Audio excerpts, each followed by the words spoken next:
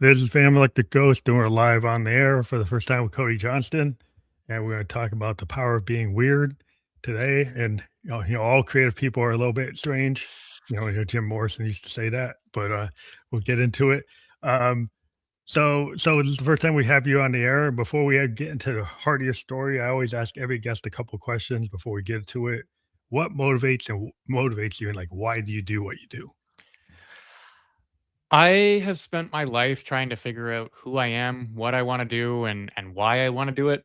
I finally come to the conclusion that I'm sick of the narrative that we are being sold, and I decided to force myself against the status quo. So I am fully human on the internet and off. Any information you look up about me, I am the exact same person you'll encounter online Mhm. as you are in the streets. And I think that's a revolution we're about to see. Yeah, I think what's really cool, what I like about like the net, the ether, is as a musician, I like people. I've always listened to a lot of underground artists. I listened to like college radio growing up. I found REM and all these bands on college radio. I was going to school back in the 80s, and I always found it's like you get whatever is in the top 20, top 30. But I was always interested in like what's going on in the subculture, what's going on, and now like the college radio, like the internet is the college radio. You can find all this stuff if It, you're it's looking for like not the standard thing. it's funny that you mentioned that because when the internet actually did come in the beginning of it, when we were all growing up with it, one of my favorite things was exploring different cultures and different cultures' musics. I actually started off on Japanese J rock and J Rock, yeah, German rock and great band. roll before I even got into our generic stuff that we have now. That's cool. 'Cause I was always into craft work, and when I was in Japan, I used to listen to a lot of Japanese rock that was kind of Mm. mimicking grunge or mimicking indie rock. I A lot of miss the stuff. Maximum the Hormone. Oh yeah, I would listen to a lot of bands that were like, they were being on the soundtracks to like Bleach animes Mm. and stuff like that, or even like Cowboy Bebop, like just the composition there and the kind of mixture of Mhm. genres. I go to Shibuya, you see a Japanese jazz band, Japanese fusion band, Japanese grunge band, Japanese hip hop band. It's like, wow, they can like, but it was their own take on it. It wasn't like a ripoff. They would like have their own vision of what that genre is. And I was like, that's freaking cool. I just really enjoyed experiencing it before most people even got to know what it was. Yeah, I think it's cool to get dive into other cultures.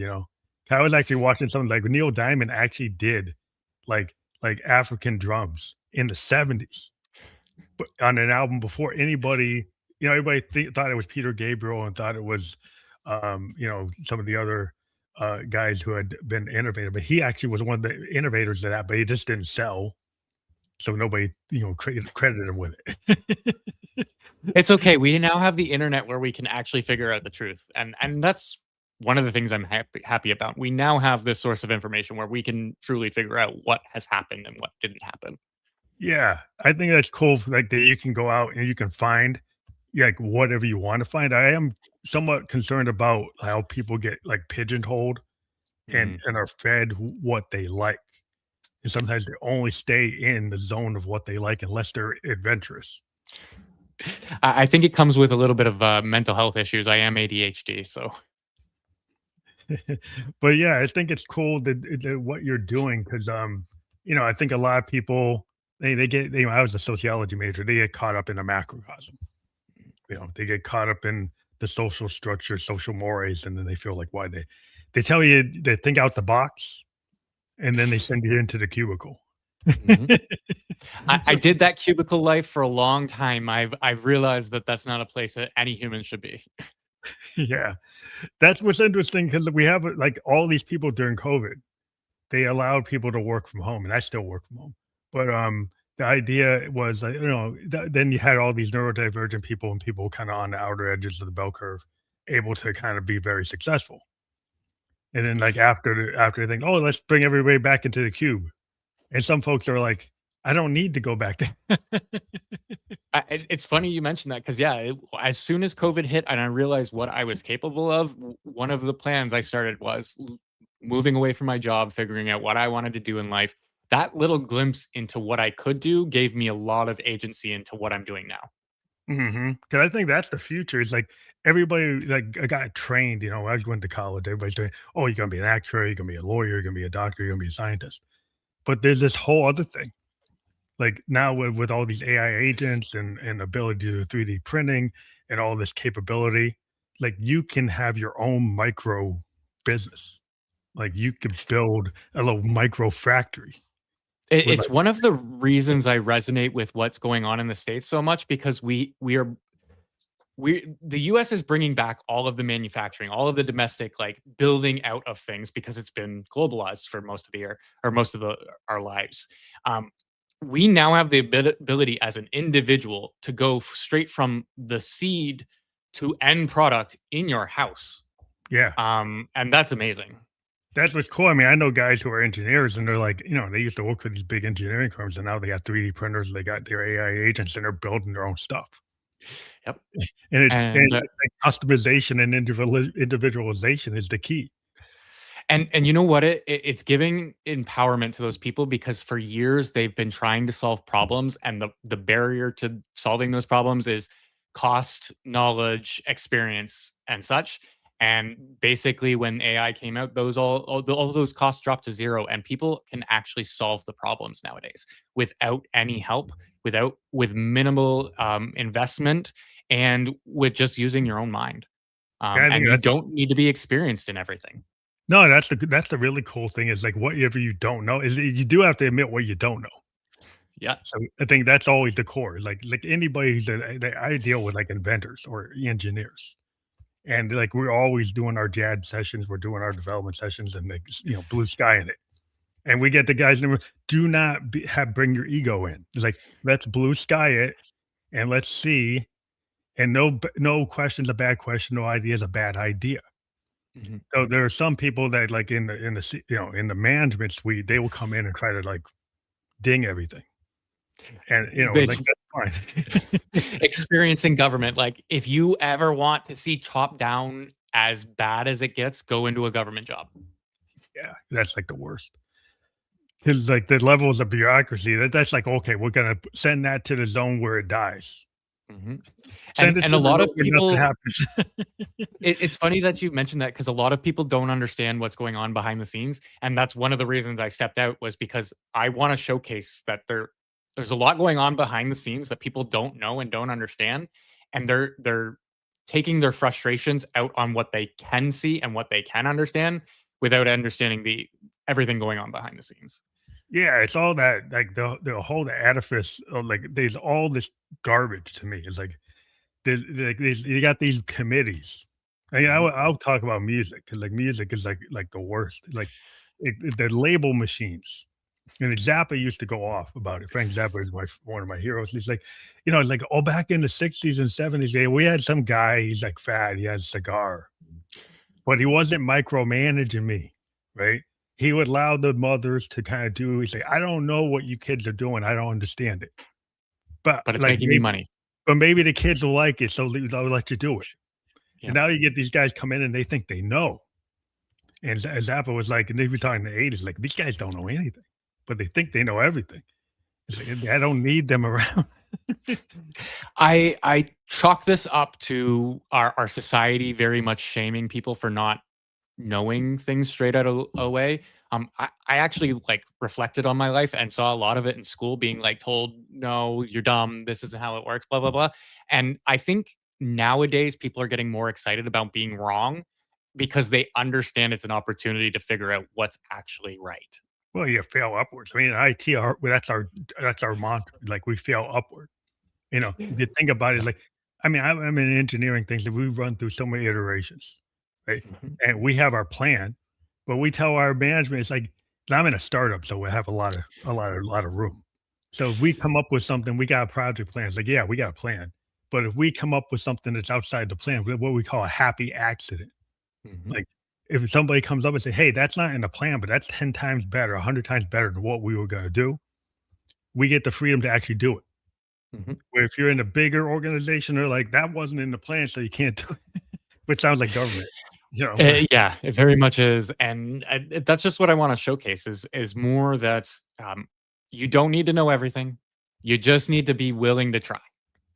Yeah, like every great like artist or creative person was always on the kind of creative cutting edge, and when you're on that cutting edge, nobody's ever seen it. So Mhm. the first reaction is always everybody hates it. Like Bowie used to say it all the time. It's like you're not a great artist unless you kind of tread in water, a little bit. Like he had like an interview, and he said, like I would jump. You could see how he would jump from thing to thing. Like the Ziggy was working, right? He could have stayed as Ziggy for like 10 years, and then he just dumped it. He's like, nope, I'm just gonna do something else. And everybody's like, A&R guys are like, oh, you can't do that. That's exactly what I'm gonna do. Mhm. It really does come from challenging yourself. I think that is the best way you can grow is just figuring out what you want to try and not being afraid to try it. And you know what? If you don't succeed, not taking it personal. Yeah, I mean, that's the thing is I always try to get to people like when you're an organization, they used to run these guys like key person dependencies, what they call them, and they would be these guys that create this whole process, and then they were kind of wedded to it, and then they took it personal, and Mhm. they're in this big company, and they act like it's like you don't own that. That's your work for hire. You don't own it, and like you only own it because you're the only one that understands it. It's kind of something that I've been thinking about too. I don't want to touch on the J.K. Rowling controversy, but just in terms of like when you post something out to public and people resonate with it, it's no longer yours Yeah, because they come up with their own ideas, their own stories, their own thing. It's no longer yours. And yes, you can say things that you believe are true to your concepts, but when you start challenging other people's opinions of it, you that's wrong. You shouldn't be saying no, this isn't right because I think this way. It should be like, okay, it's your creation too. Have at it. Create with your free will. Just I mean, you can't. hand me some of the royalties on the backside, please. Yeah, I mean, like, if you copyright something, like, if somebody has a sample and they sample it, you gotta, like, clear the sample, you're gonna pay the royalty. Like, you can use it, but you gotta pay, right? Yep. So, that in music, that's kinda like the thing. But there's a common thing, like, if you're a, blues guy, you pentatonic scale, like, every blues song is kinda run in that scale, and Yep. it's like, whether you're Howlin' Wolf or Lead Belly or Robert Johnson, like, it's just their interpretation of that scale, right? It's like Yep. any genre, there's a standard form to it. It's really like what the human thing is, like how you bring your voice to it. Like Stevie Ray's version of Voodoo Child versus Hendrix's version. He created it. Stevie Ray reinterpreted it. It's the same song, but though both those versions are totally different. Well, I even just think about the four chord song. I love that Axis of Awesome band that showcased that. Yeah. Um, it happens. Everybody takes from what they have and then puts their own experience, their own spin on it. And that's how humans have created for all of time. Like you think AI is generating art that's stolen from others. You created that art stolen from what you saw in the past too. Like it's all just reiterating on what we know and creating our own versions of it. Yeah. It's just a matter of like whether or not it's like, the only thing I would argue, like with intellectual property, IP, there is a certain point, like if you're a guy, right, you're a company, and you actually have a patent, Mhm. and AI takes the patent, they say, "Well, I found it and I'm gonna use it." Well, you're gonna run into a lawyer, it's gonna tell you, like, that's a patent. Yeah. So There are key differences in it, but I think the general theme is, don't expect your product to stay exactly as you think it should be.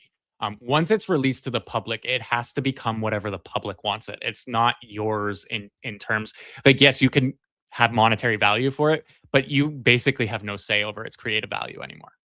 oh, yeah, I mean, I think people will take every iteration, like, when you take anything that they eventually somebody finds a better way to handle it, right? So you always people wanna customize stuff. I mean, it's like a big example, like, you think about it in Japan, like, I used to see all these Nissan GTRs. There's a standard GTR, and then every, tuner kid in Mhm. Japan that's like crazy.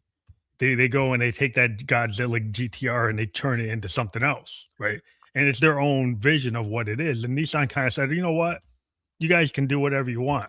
You know, Skyline is our thing, but if you want to customize it, they didn't go and like, oh, you can't do it.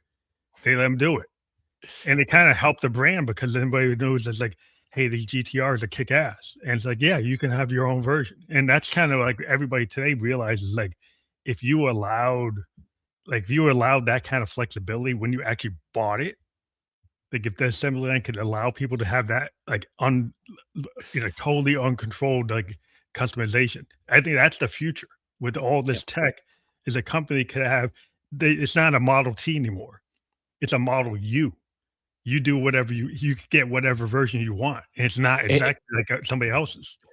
it's funny that you mentioned this because I just did a podcast with a publisher, and we talked about how um, books are now becoming built by AI, and you're no longer creating a book and a story in your head and writing it down. You're kind of working it through with the AI.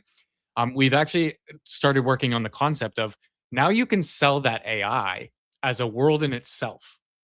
So essentially, you could put out your own story, your book, give all of the details to it, and then that AI can exist as an extension to that. So you sell it to your fans, and then the fans can come up with more creations in that world. The fans can start taking ownership of what they create off of your base information. I really see that as a precursor to like holodeck technology, being able to give individuals the ability to change the story as they go through it. It's kinda like gamers, like, Yeah. gamers have been taking games and creating, like, custom mods, and you get some companies, like, don't like it, so they'll say, "You can't touch our code." Pokemon. Yeah, you know what I mean? And if you touch it, where other companies say, "Well, go at it, and that's fine. Do whatever you want." And it really kinda goes back to, like, there's an advantage, like, your brand, it might not be damaged, you actually might be able to continue to come out with your official version, Yeah. and then your fans go tweak that version. So it's not like you can't keep on doing it and they're gonna replace you, it's like they will go and just customize everything you put out, And the and I nice part with technology is we're starting to be able to track those changes too, which means we can have full ownership of understanding where the base information came from, where your added information come from, and actually give the profits in condition of that too. So we now can actually figure out how to monetize the individual contributions to each thing you give. yeah, I just think everybody should be able to, like, if you it's like with music, I said with the pentatonic scale. It's like, if you're a blues guy and you're gonna talk about the crossroads, you're talking about the crossroads. It's just like how you talk about it, you can go and get your license. Like you go and you copyright the song, you do the master, you own the master. Now if somebody goes and puts it in a movie, you're gonna get the money. Now if somebody tweaks it, samples it, they can go and monetize it as long as they clear the sample, and then they have their version, and their version gets its own IP, then you get paid. In music, it's kinda like that, if you think about hip hop, like De La Soul, they mined the world of Funkadelic. Yep. They mined the world of James Brown, but then they put their own spin on top of it, and they were so creative, like, even like the Bomb Squad with Public Enemy, a lot of these early hip hop guys, super creative, and it's very parallel to AI. They were using NPCs were like the samplers were that kind of AI tool of their day Yep. to be able to kind of mine that stuff, give them capability where they can't play like Bootsy Collins. They couldn't come up with something like George Clinton, but they came up with something on top of it and it became something new. I think it's very parallel to what you're talking about. Yeah, and I just want to reiterate that it's no longer domain of music anymore. It's going to be everything we can think of, and that's the nice part about it. Everybody can finally take advantage of their individual creations to things. Yeah, I think it's super powerful because you can, you get people that can, like you say, you can make a film, you could make a product, you could create a service, and that service where you would have had to have a call center, you've got agents, and you built your own thing, Yep. right? So you have your own thing coming out of your house, and you're running like somebody did 5 years ago, 10 years ago, that you could actually have an enterprise that's doing a service. And most of your service is all these virtual agents. that are doing all this stuff for people, and you're still eventually might hire human beings. You might actually hire a graphic artist to create your logo because you say, "Well, I don't like those AI logos; they're garbage. I'll have a real artist." My daughter's an artist, Yeah. so everybody say, "Oh, all the artists are going to get knocked out." Not necessarily. Like there's certain limitations to AI, and some people want an actual artist like my daughter, who's a professional graphic artist. They bring something to the table that the AI can't do. It'll do a really good job, but there's something a real artist can't do, just like an actor. Like a Robert De Niro is Robert De Niro, right? And you could create your own version, but you're never gonna get Robert. Very fair. I think I just saw an interview with Steve Carell about how he didn't watch the original Office because he knew if he watched it, he would just take Ricky Gravis's version of it and become the American size version of it. And he's like, I didn't even want to put Yeah, that wanna do together his own because I wanna wanted do to his own. create my own thing. Yeah. Well, sometimes you don't wanna listen to something. Yeah. I know there are musicians, like, before they even do a cover, they, like, won't even listen to it that much, right? They'll just do their own version. Mhm. Like, they'll just, like, kinda take it, and then they're not gonna obsess note for note. And I always like the people who do covers where it's, like, radically different. It's not the same. Like, I Hendrix's think version to, All Along the Watchtower. It doesn't sound there like Dylan's at all. there is a lot of human that is going to be needed in our future.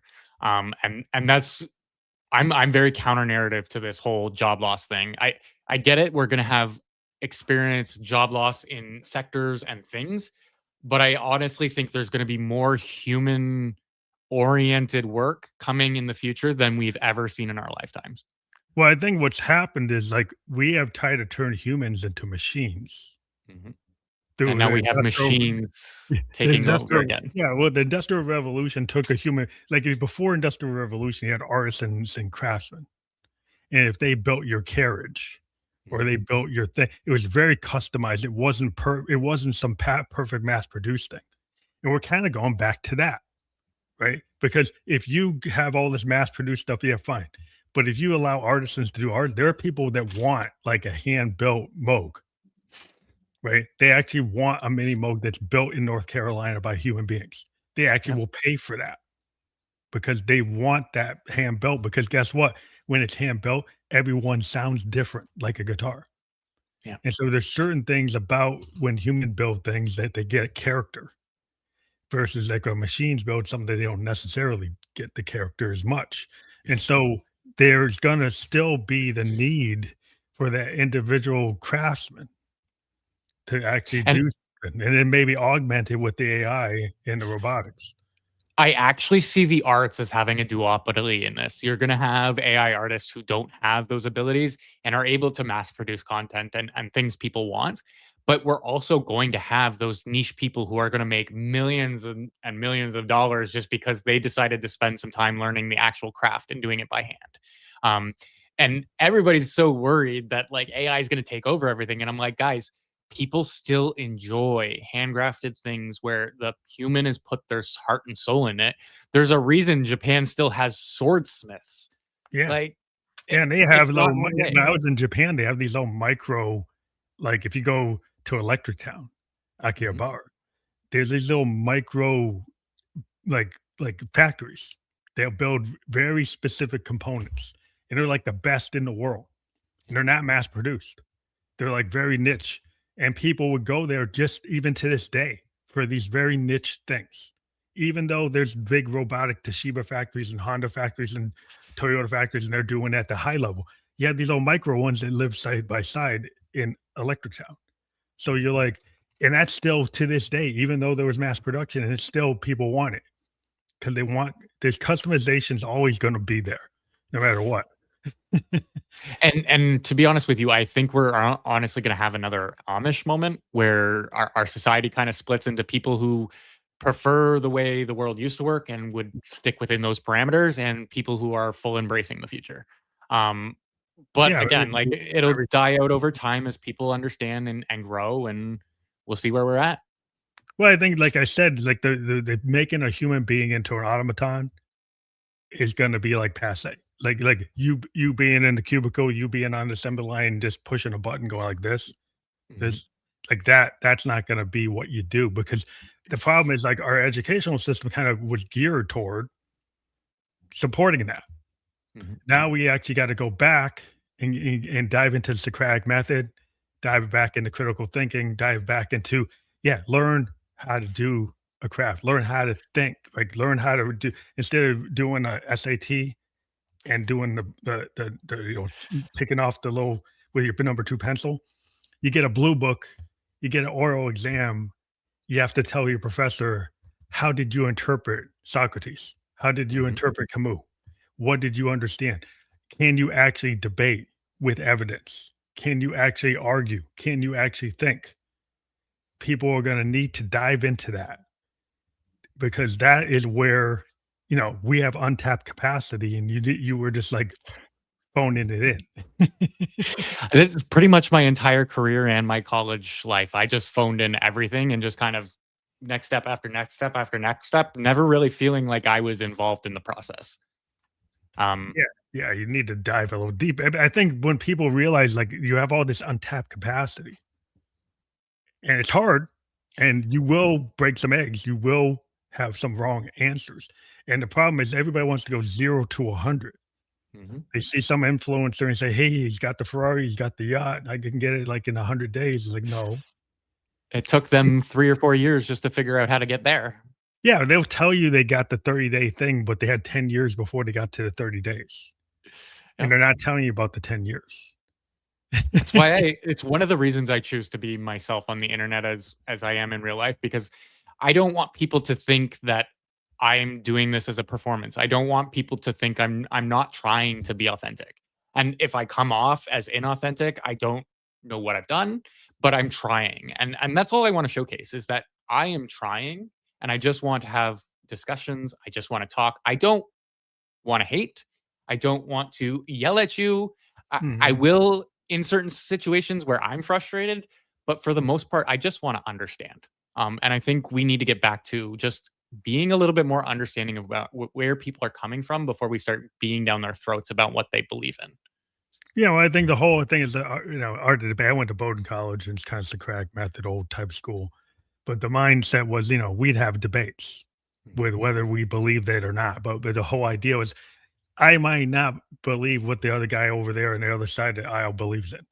But I came with my evidence. I did my research. I can make an argument. And he wants to talk about this, and I want to talk about that. But it wasn't about like why about my feelings. It was about like, can you prove it? Yeah. Can you prove it? Can you make a good argument? And like, fine, that's your ideology. I can understand it. Let me understand like Camus versus Sartre. It's like, okay, Plato. It's like, okay, like like that's that mindset. Maybe I don't believe in it. Maybe I should understand it though. Maybe I shouldn't just throw it out because I don't like it. Maybe you should read it, right? Maybe you should actually read that book, even if you It's don't it's agree with it. It's funny you mentioned that because I do write a lot of articles, based on, like, historical profiles because there's a lot going on, and I'm just kind of comparing it to some of the historical, things that have taken place to kinda showcase, "Hey, like, this is kinda going this way," or "This is kinda going that way." I get a lot of talk now more on who I'm using as a reference than the actual reference material itself, Mm. and I'm really concerned when people start being like, "Oh, this guy did this in his life. So therefore, he can't Yeah, be we've good at this or understand this because he's done in that. his private life, he's something different. Yeah. I just don't like that. I don't like being saying that information's wrong because the person who thought about it has the wrong opinion that you don't agree with. Well, yeah, well, every human being is like, not perfect. Yeah. People, there are people are arguing that you can't read Plato because he was X. Like, really? Yep. You can probably find something about Shakespeare. You can find something about anybody. You could say, well, like Miles Davis, one of the greatest jazz musicians, but he was addicted to drugs and he's an alcoholic and he crashed his car. He did drunk driving. So you're not going to listen to it. It's Our like, so entire history is based on racism and hate and wars and everything. We are finally evolving enough to start understanding that it's causing impacts of like secondary impacts, yeah. but we can't just say we're going to forget all of the primary things and only focus on the secondary things. Yeah, I mean, you have to read like, to me, it's like, history is very important. Mhm. Like, it's there's a lot of things that keep on repeating because people don't know about it, or they glossed over it, and if you're only reading the cliff note, like, you're reading the title, and the title triggers something in your head, and you didn't read any of the text. You Yep. didn't even read the cliff note, and in the headline title, the clickbait title is triggering you and saying you hate it. You never even read it. Like, how can you hate it when you don't know anything about it? It's funny you mentioned that because I just woke up this morning to Post Malone trying to be, or not trying to be, but Canadians trying to boycott Post Malone because he went to Joe Rogan and they happened to talk about how COVID went in Canada. And I'm Okay. like, here's a guy who has spent his life on drugs, became a successful singer that resonated with the entire world, and now you're throwing him out the door because of what he Right. thought of in a 30-second clip that you Well, took that's what it I'm taken saying. out of People context. people put people into these boxes and these lanes. It's like, and you can't have a discussion because he happened to walk in the door. It's like with this other guy. It's like if I sit on stage with this guy, doesn't mean I believe everything that that guy Yep. is about. Maybe I Yep. just want to talk to that guy, right? And maybe I should be able to talk to that guy and have an actual gentleman's argument, right? And you can't do that. You can't think about that because that's just like the core of like intellectualism is like that you don't have to go take your pistol out and go have a fight. You have a I gun. do think I do miss that we were no longer allowed as a society to have a gentleman's duel, and I'm Yeah, not talking pistols, but yeah, like yeah, just yeah, a yeah, rough up. yeah, Um, I don't like that we can't do that because sometimes, especially with men, a fist is needed to understand. Like uh, I don't want to like glorify this, but as a male, aggression's kind of something we have to deal with, and sometimes getting that punch in the face solidifies a point that we were understanding. yeah. Um, Well, I mean, but that's it's kind of like the little fights when you're a kid. I remember there was this kid in my neighborhood, and he was always like bugging me, bugging me, bugging me. But my mom always said, "You can't get into a fight unless somebody comes onto our yard. If they get mhm, on our property and they start staying stuff and they're on our yard, you can punch them out." yep, So I said, "Okay." So I had this bully said, "You know what? If you want to deal with me, come to my yard." And he's always telling me like, "Oh, you're lame. You're a nerd. You're not gonna do anything." I said, "Oh yeah, I could come to my house." So as soon as he stepped on the yard, I just knocked him out. mhm, And then yep. suddenly the next day, he had all this respect and he became a friend. And Because it's that it's guy, the only funny thing he because could understand was that. that's how a lot of conflict was resolved in our history. Like it was just, hey, we're having a disagreement. Let's fight it out, get our aggressions out, and then come together and see if we still disagree. And if we do, we walk away. Like sometimes you need that confrontation to really solidify where you draw a line, and Yeah. we don't allow that. No, it's like there's a lot of lines that we have and it's kinda silly. And I just get into this whole thing is like, canceling people. It's like, I don't think you should like, if there's a First Amendment, it's the First Amendment, right? So if I write something and you don't like it, because like, oh, like maybe I'm a guy, I believe in climate change. Well, I ain't gonna have anybody with climate change even live next to me.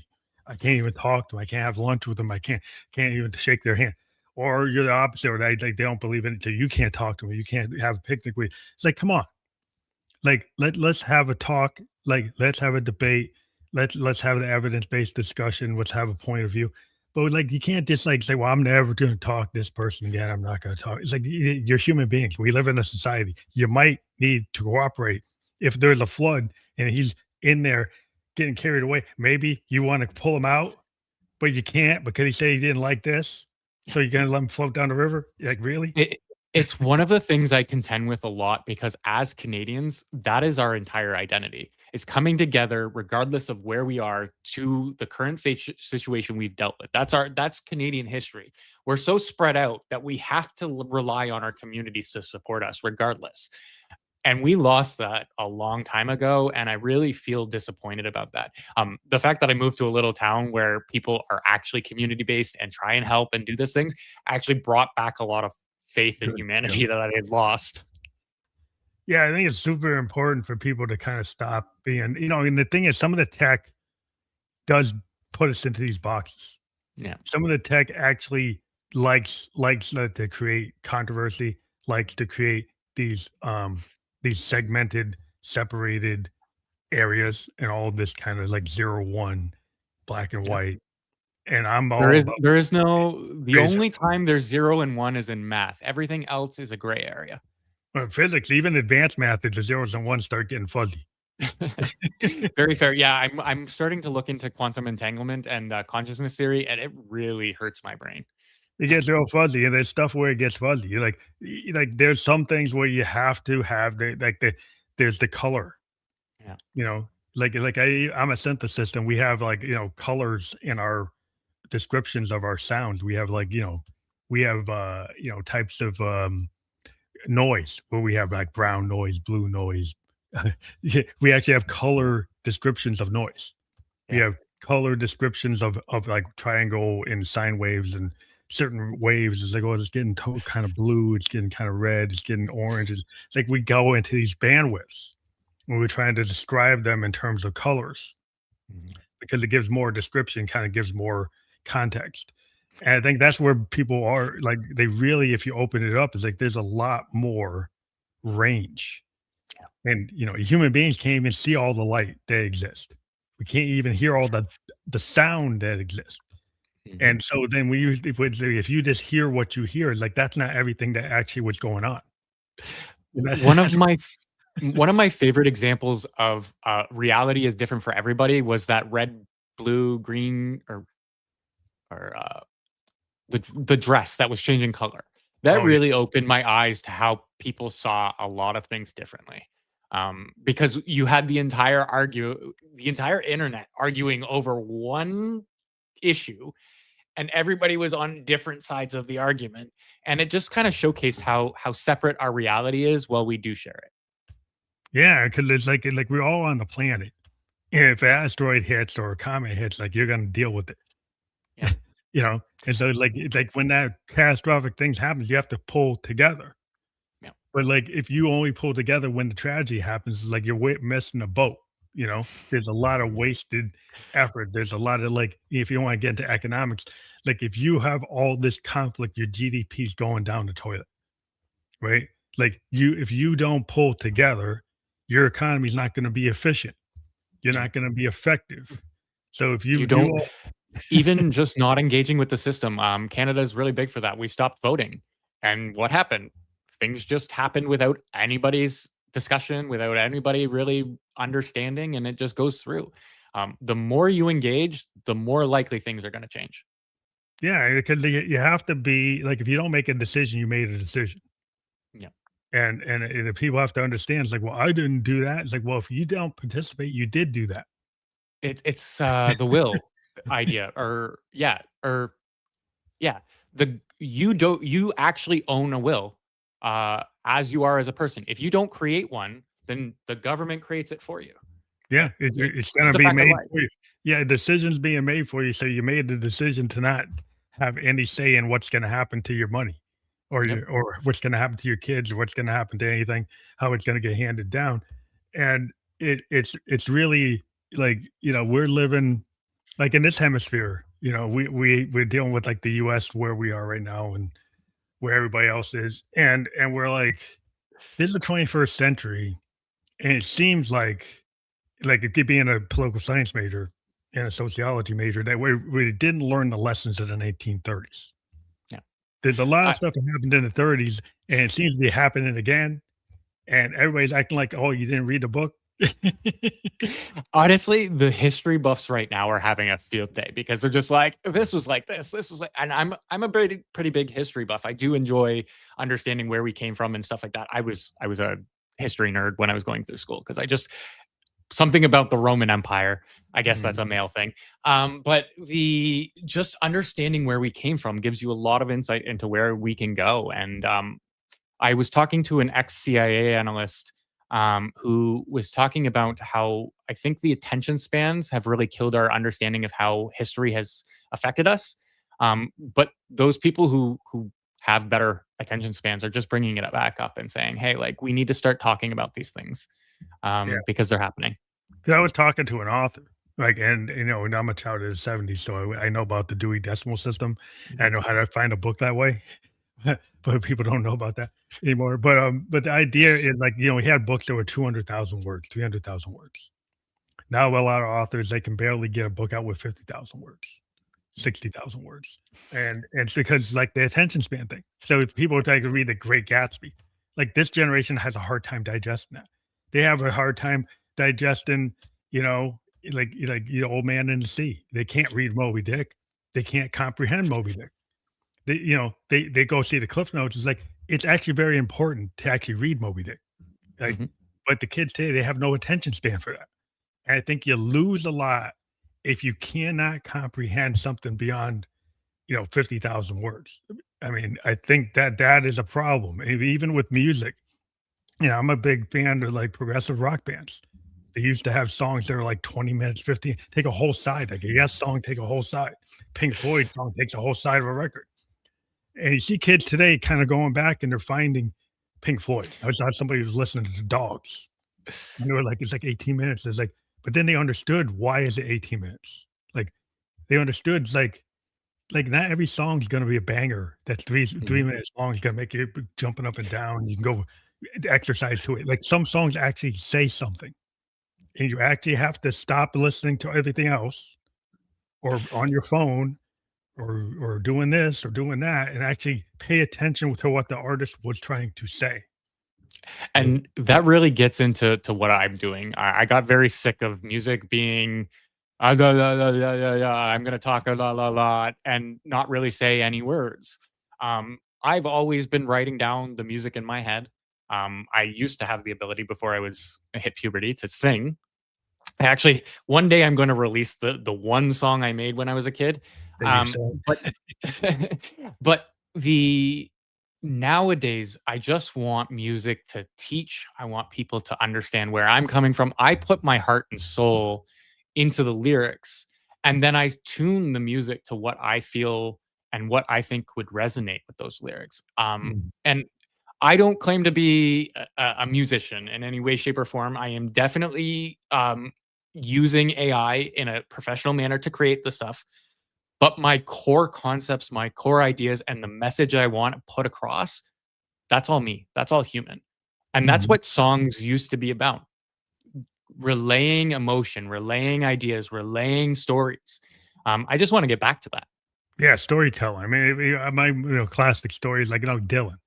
Like if you listen to Dylan or like Robbie Robertson from the band, right? And they tell these like really amazing songs. They're stories.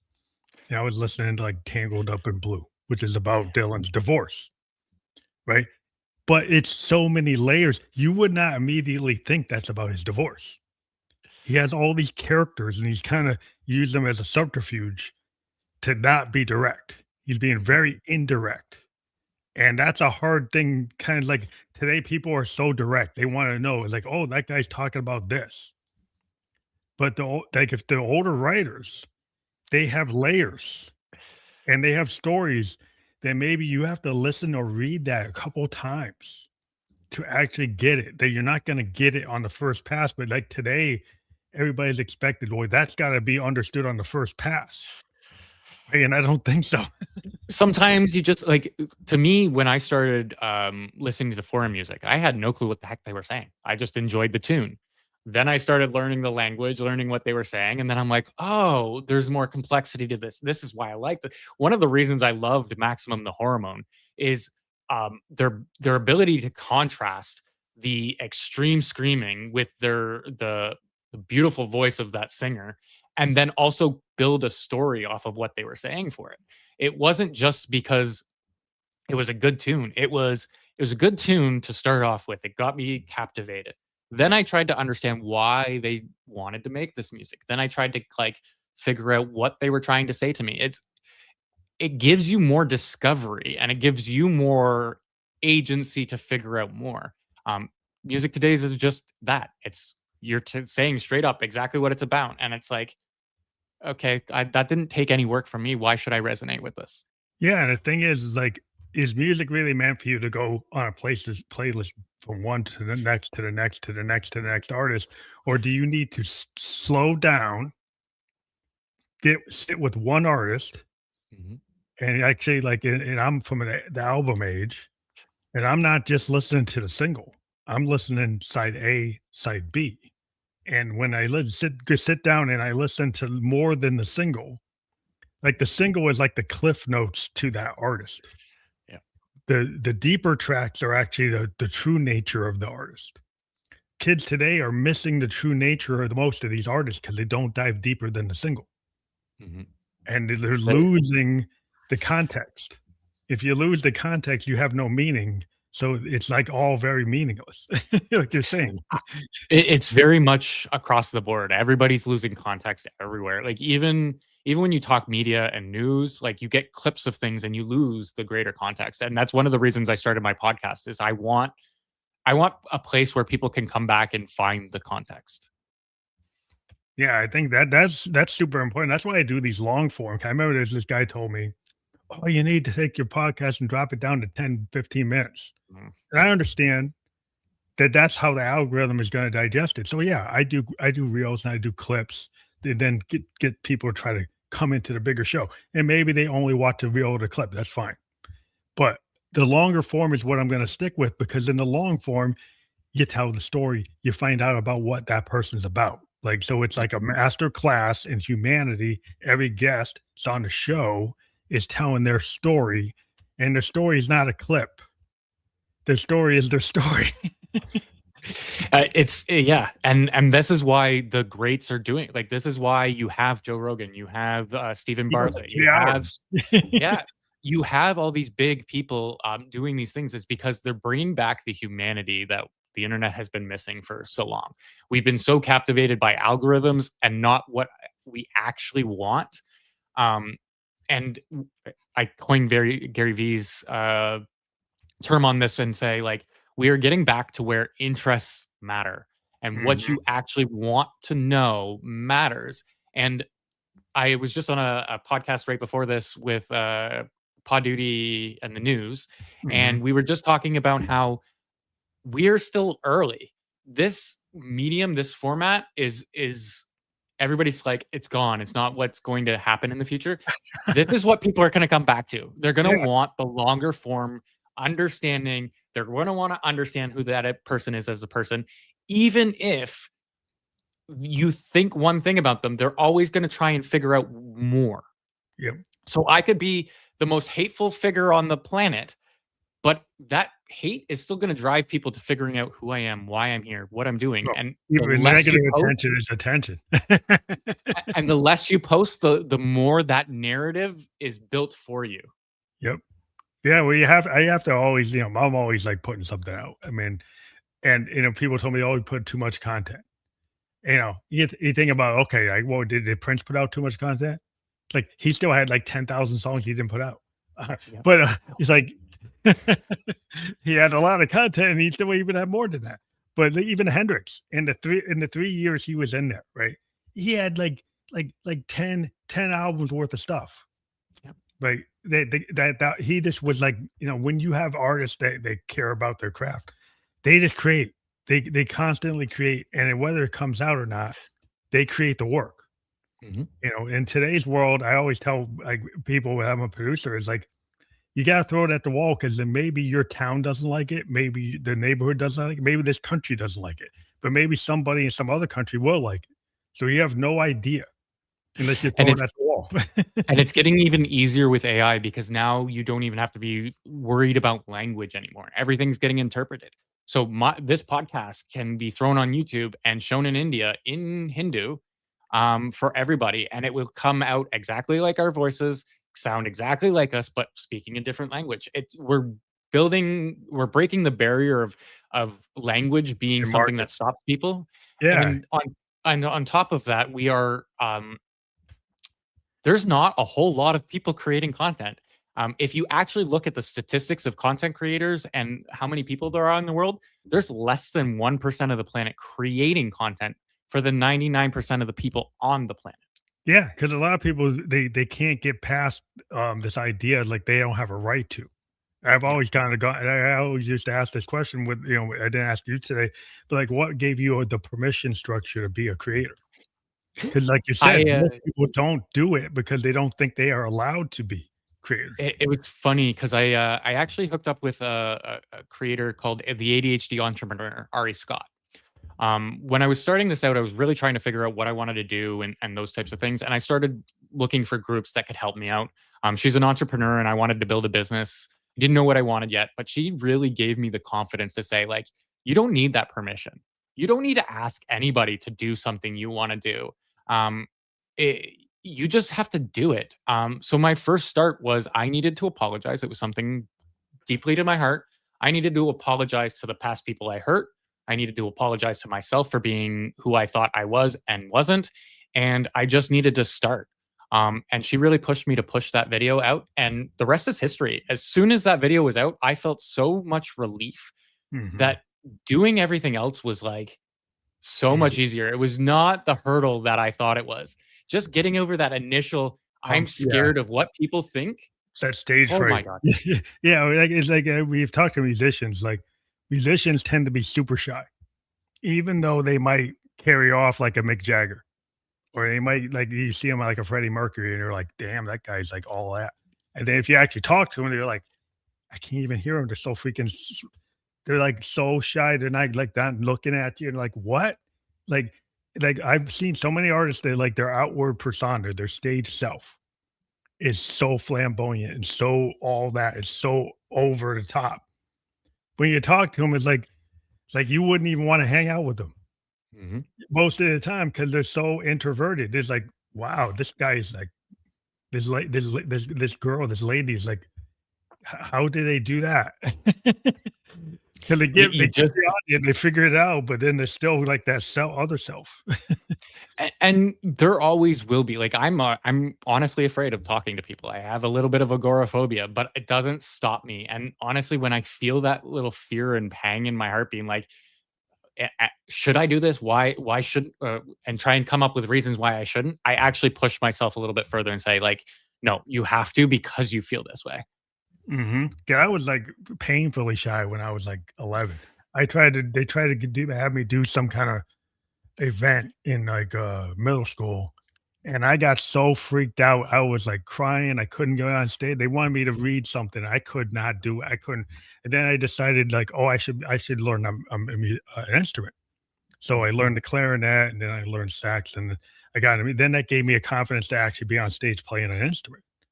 And then after I got that, then eventually I got confidence to, like, talk in front of people and read poetry in front of people, but it was a process. It's like you had to kinda get over the hump, and a lot of times, it's like, a lot of people, like, they never get over that hump because they're like, "I'm not good enough." They have all these self-doubts. They're just like imposter syndrome. They can't it's hard to do. It brings me back to a conversation I had with somebody. They said, "Would you rather fly or read minds?"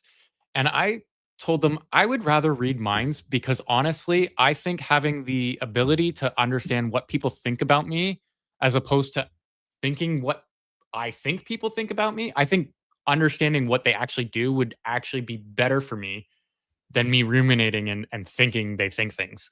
Mhm. That happens to every human. Everybody overanalyzes. You think you know what other people think, and I can guarantee you don't.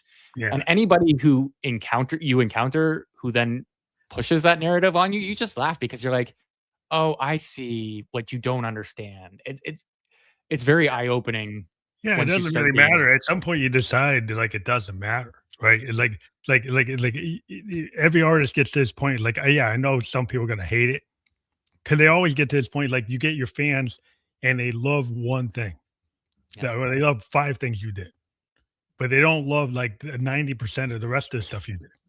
And so you spend your whole career having to give them the 5 things they love and try to sneak out the stuff that they don't like and spread it out in a show. And it's like it's walking the line because like they really don't like you. They Mhm. only like a piece of you. So you shouldn't really care that much about what they think. The only thing that matters in the world is how you feel about yourself. And that projects outwards. That's going to help you in your life. The more understanding of who you are and how you're infuriated, how you get emotional, how you see things, the more understanding you get to other people, and the less you care. Yeah, it's really freeing when you say when you finally don't really care. And Mm. not that you won't get hurt by, like, the review. Like, everybody reads their review and like, "Oh, well, they didn't this guy didn't like it." Some journalist doesn't like it, like, so this reviewer, this podcast reviewer, "Oh, he's too many ums and too much space and too much of this, and, he doesn't have a background, he's not using effects." It's like, "Whatever." Okay, that's what you like? Well, I don't really care what you like. It's like, that's not my jam. It's like Yeah. if I would then I would be all about you. I'm not all about you, I'm about me. There are a lot of people that are all about you though. Like I think it came from more of the like celebrity gossip stuff that people seem to be more involved in other people's lives than their own. But yeah, happiness really comes out of just doing your own thing, being your own person, understanding that nobody's great, nobody's perfect, and you just deal with the punches as they come up. Wait, reinvention is real important because I think like everybody through their whole life, like as long as you're here, you got a chance to change it, right? So if it's working, that's fine. But reinventions, like you can actually reprogram yourself. You can reframe yourself at any point. Mhm. It's like you create your own glass ceiling. You can break through it at any time. There's Yep. no one stopping you but yourself. Like that's what Yep. you find out, right? You are your own blocker, yeah. The only thing that's stopping you is you. Nobody's going to give you permission. To the audience out there, nobody is going to give you permission. You can only give it yourself. Yeah, and that's a so important because so everybody's always waiting. It's like, "Oh, can I go there? Can I do that?" It's like, "Why you asking me?" It's better to ask for forgiveness than for acceptance. No, yeah, Yeah, I the yeah, comment yeah. there that I did There's so was many below. people, they get surprised. It's like, "How come that guy was able to do that?" Because he didn't let anything stop him. Like, he didn't ask for your permission, he just went and did it. Yeah, even Mr. Beast, he created a whole new chocolate industry where child labor is not used because he's like, "Why doesn't this exist? I'm going to create it." Yeah, just because somebody does something a certain way doesn't mean you have to do it that way.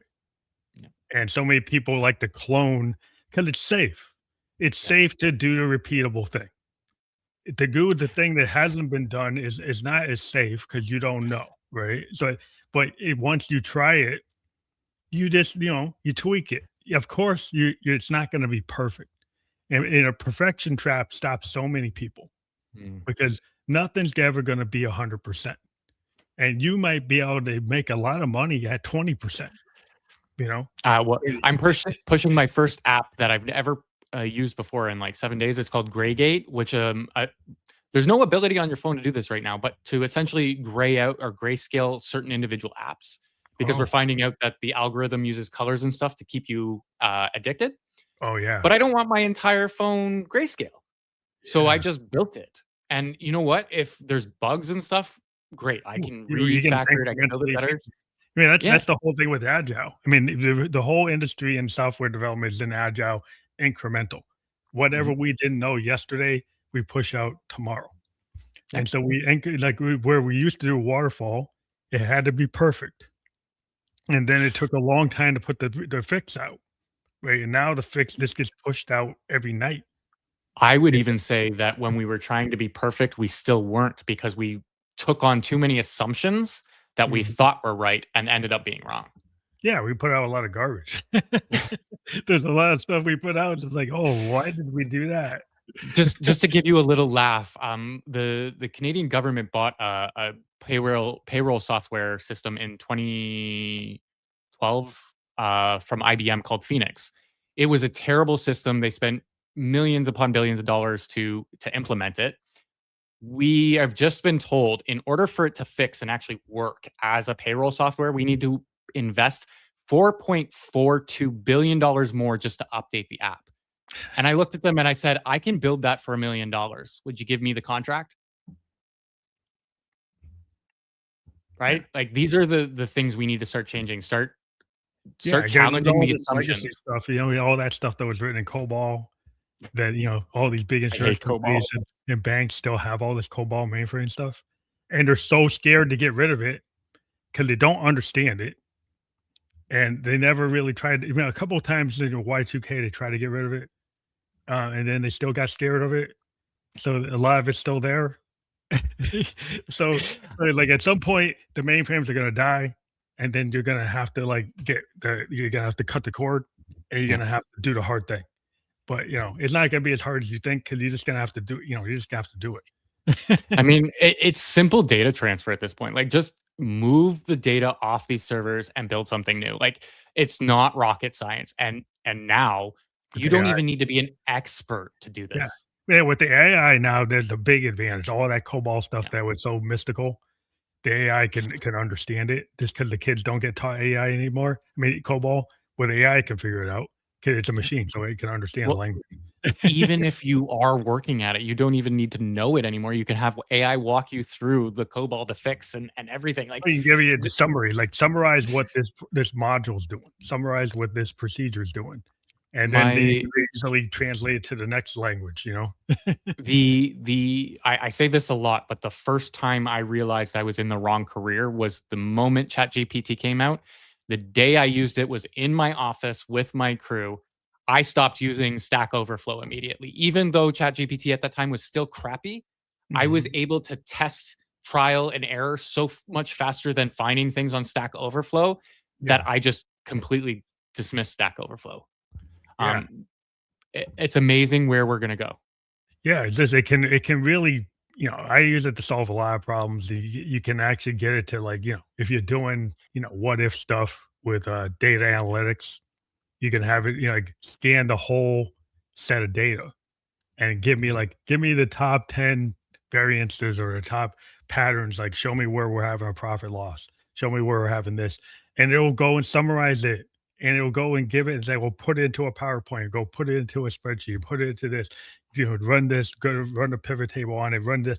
You can, if you know logically what to do, but if you can actually think logically Mhm. And and you throw that. even if you can't, this is the thing, even if you don't understand it as it's Yeah, pointing it out, you can have it break it down. you can break it I down, but you can trial and error, you'll get there. Yeah, You'll get there and faster if you're more logical.